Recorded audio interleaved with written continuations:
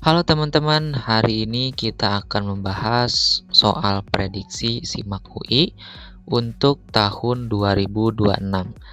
Nah, mungkin untuk setiap videonya dan setiap minggu kita akan belajar mengenai soal kompetisi seperti SIMAK UI atau ujian mandiri UGM dan sebagainya. Nah, mungkin ini saya bahas karena atas request-an dari teman-teman yang ingin membahas tentang soal-soal kompetisi universitas gitu ya. Nah, mungkin langsung aja ke pembahasannya. 2 titik dengan X1 sama dengan min A dan X2-nya sama dengan 3A. Di mana A-nya tidak sama dengan 0. Terletak pada parabola Y sama dengan X kuadrat.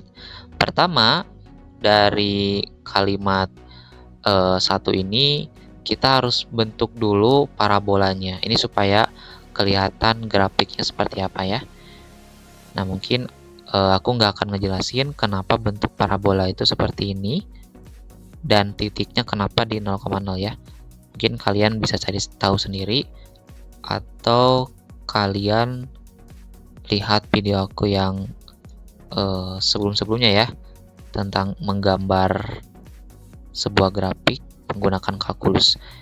Nah, ini harusnya mulus teman-temannya, nggak ada bengkok-bengkok ini.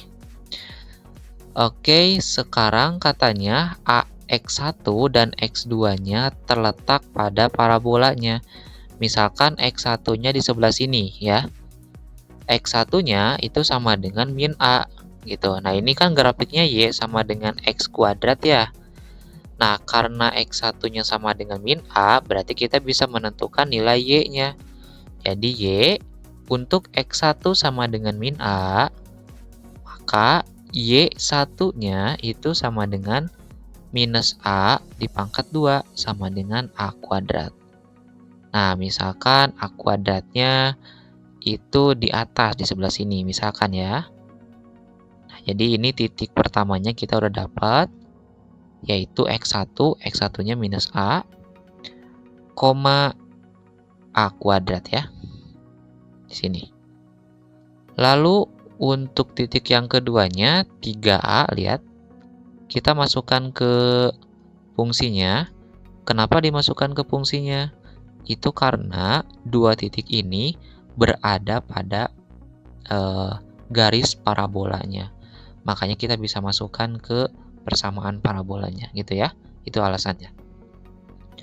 Y2 sama dengan X-nya kita ganti dengan X2 yaitu 3A, jadinya 3A dipangkat 2 sama dengan 9A kuadrat. Lalu kita gambar koordinatnya, berarti 9A kuadrat itu kurang lebih di atas ini ya. Misalkan di sebelah sini ya, 3A-nya, atau di sebelah sini boleh lah. 3A dipasangkan dengan 9A kuadrat di sini. Ini Y, ini X. Di sini lah ya. Nah, ada dua titik nih yang kita dapat. Oke, di kalimat selanjutnya, garis G menghubungkan dua titik tersebut. Oke, ini katanya garis G ini menghubungkan dua titik ini. Nah, ini namanya garis G.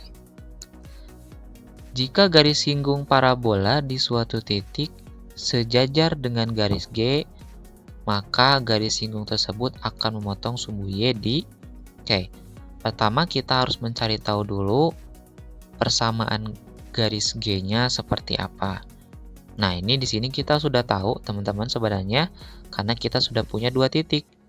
Yaitu titik pertama adalah ini X1 ya, yaitu min A dengan Y1 A kuadrat, lalu X2 itu 3A, 9A kuadrat. Nah, terus kita bisa menggunakan persamaan garis. Ya, Y min Y1 per Y2 min Y1 sama dengan X min X1 per X2 min X1. Yang mana X1-nya, yang mana X2, dan yang mana Y1 dan yang mana Y2-nya, kalian bisa tentukan sendiri. Misalkan ini X1 maka pasangannya Y1 gitu ya. Ini X2 maka pasangannya Y2. Nah, terus kita masukin aja langsung Y dikurang Y1 A kuadrat per Y2-nya 9A kuadrat dikurangi Y1 A kuadrat sama dengan X min X1, yaitu ini ya, min A jadinya plus A, karena min kali min kan jadinya plus. X2-nya yang mana ini 3A ditambah A gitu ya. Nah, sekarang kita sederhanain dulu. Y min A kuadrat per 9 kurang 1, 8A kuadrat sama dengan X plus A dibagi 4A. Oke, sekarang kita kali silang saja. Di sini kita dapat, atau mungkin kita sederhanain dulu nih. A dengan A-nya. Jadi ini kita punya 8A kuadrat dengan 4A. Kita bisa coret. Takutnya bingung ya, kita kali silang aja dulu. Y dikurangi A kuadrat dikali 4A sama dengan ini dikali silang dengan ini 8A kuadrat dikali X plus A. Nah, ini kita bisa coret ya. Kita bisa bagi dengan A kedua ruas. Kalau 4A dibagi A kan jadinya A-nya hilang. Kalau A kuadrat dibagi A, A-nya jadi berkurang 1 gitu ya. Jadi ini kalau kita kalikan 4Y dikurangi 4A kuadrat sama dengan 8AX ditambah 8A kuadrat. Lalu kita buat Y-nya sendirian. Minus 4A-nya pindahin ke kanan menjadi plus 8AX plus 8A kuadrat plus 4A kuadrat. Jadi, kita sederhanain dulu. 4Y sama dengan 8AX ditambah 8 tambah 4, 12A kuadrat. Kita bagi dengan 4 supaya Y-nya sendirian. Y sama dengan bagi 4 kedua ruas ya. 8 bagi 4, 2AX, 12 bagi 4, 3A kuadrat. Nah, ini adalah persamaan garis untuk G. Nah, sekarang di soalnya kita dapat info bahwa garis singgung parabola, ya, garis singgung itu garis yang memotong satu titik, misalkan ini ya. Nah, misalnya gini, satu titik doang yang dipotong ya. Sejajar dengan garis G. Nah, ada syarat untuk suatu garis itu saling sejajar. Jadi kalau misalkan ada dua garis dikatakan sejajar kalau gradiennya itu sama. Misalkan ini garis pertama, nih garis kedua. Maka gradien garis pertama itu harus sama dengan gradien garis kedua. Nah, jadi M1-nya atau gradien satunya harus sama dengan gradien garis kedua. Nah, apa itu gradien? Gradien itu adalah garis kemiskinan. Garis kemiringan. Kenapa garis kemiskinan ya? Nah, bagaimana cara menghitung kemiringan? Itu biasanya dari bahasa sederhananya dari template persamaannya, gitu ya. Jadi kan template persamaannya itu Y sama dengan MX plus C. Nah, yang nempel dengan X itu namanya gradien. Nah, dalam hal ini, garis G yang bentuknya seperti ini, maka gradiennya adalah 2A. Kenapa? Karena dia nempel dengan X. Gitu ya.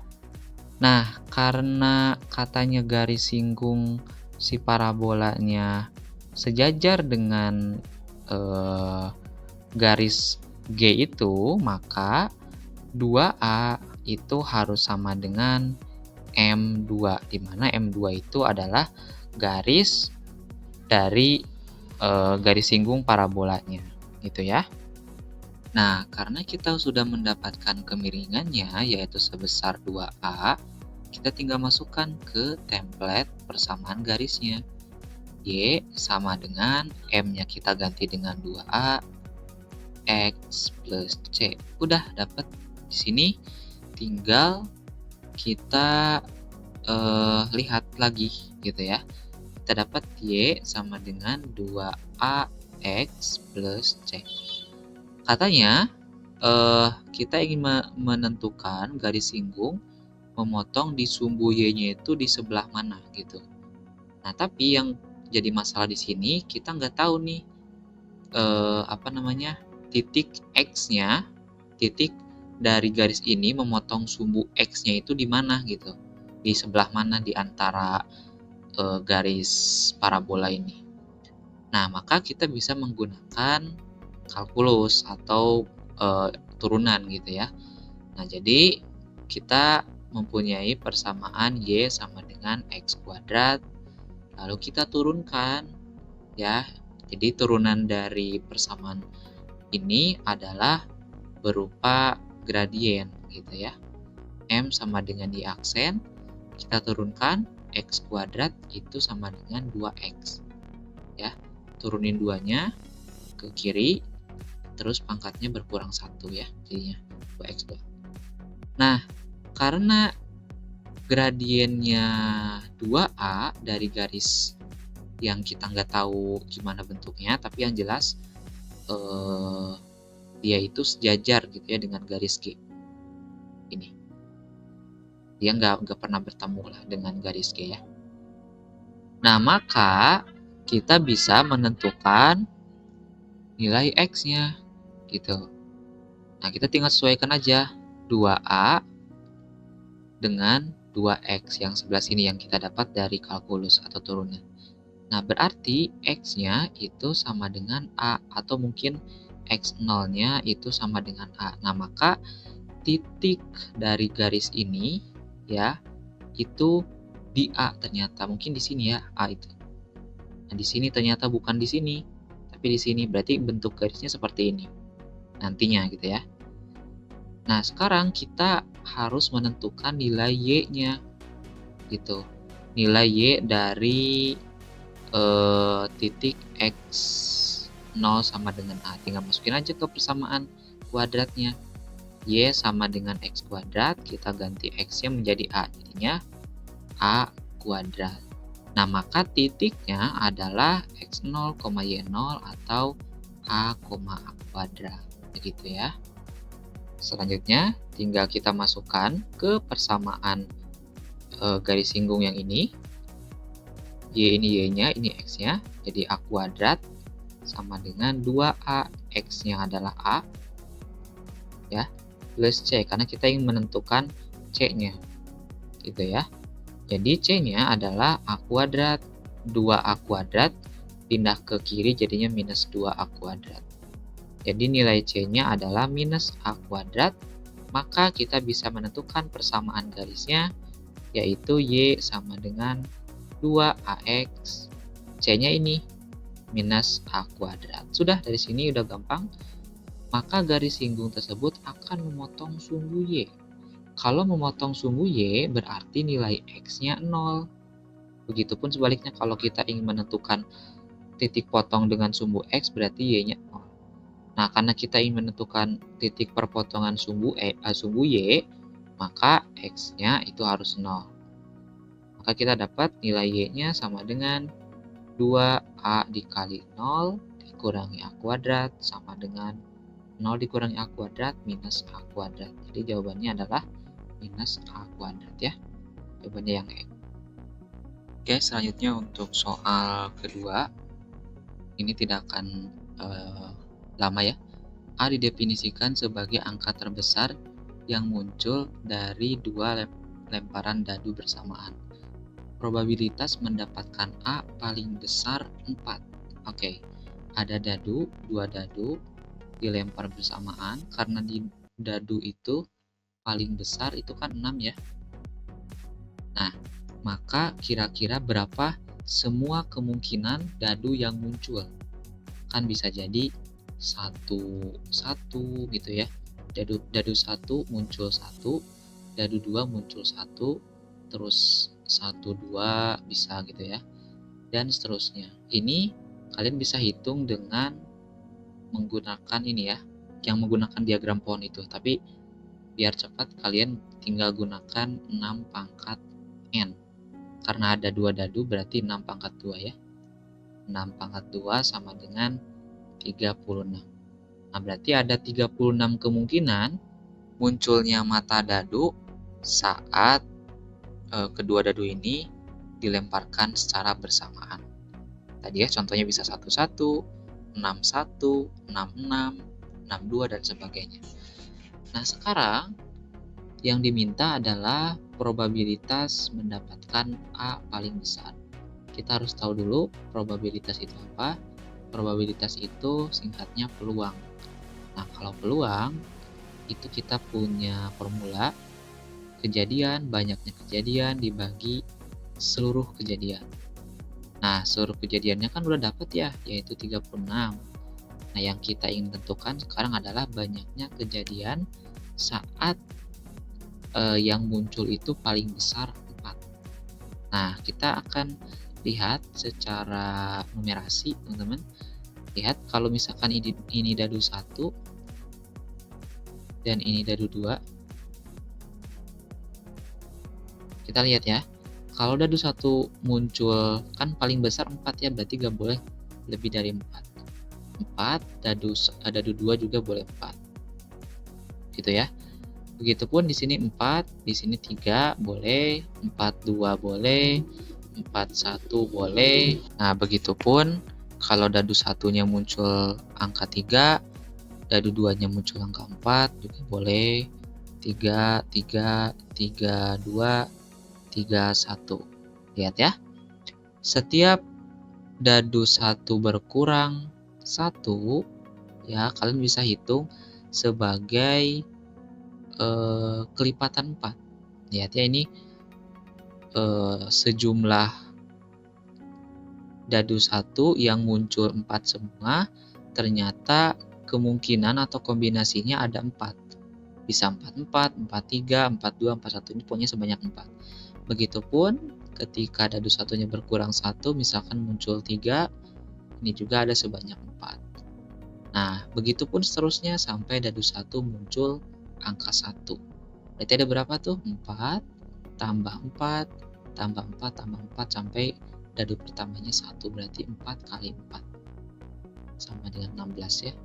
Jadi banyaknya kejadian itu sama dengan 16.